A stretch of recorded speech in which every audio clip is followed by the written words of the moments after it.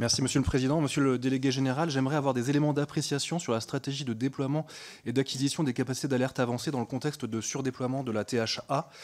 L'Allemagne et la France ont tout récemment formalisé un accord d'application pour le programme Odin's Eye.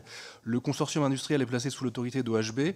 Non seulement ce portage nous pose question, car la collaboration avec les 10 partenaires allemands n'est pas toujours optimale pour dire le moins, mais en plus on s'interroge sur l'utilité d'un tel système intégrant des capacités de détection en orbite.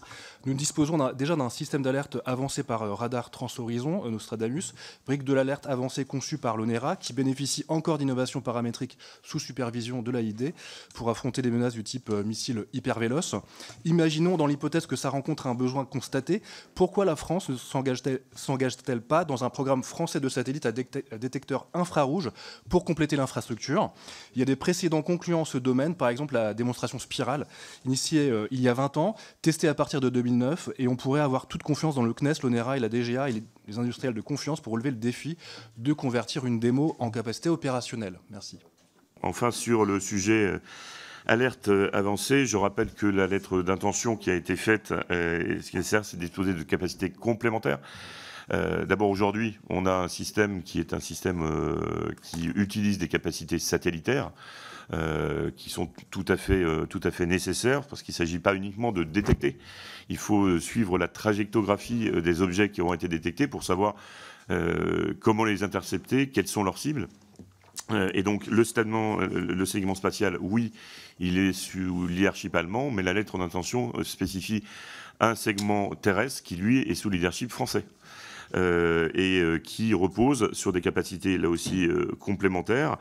Ces capacités complémentaires, ce sont notamment des radars UHF de très grande portée.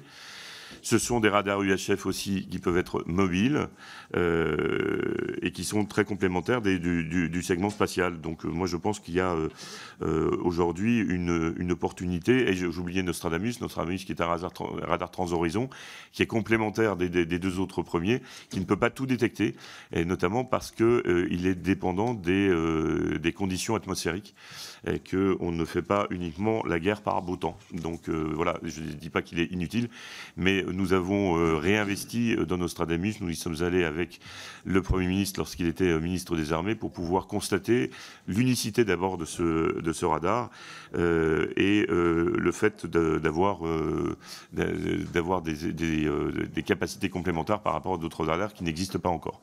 Donc voilà pour l'alerte avancée. Je pense que de toute manière, dans ce domaine, on a une volonté d'avoir une capacité fédératrice européenne, justement parce que certains aspects de l'alerte avancée qui dépendent de notre collaboration avec les États-Unis peuvent être remis en question à l'aune des décisions politiques outre-Atlantiques.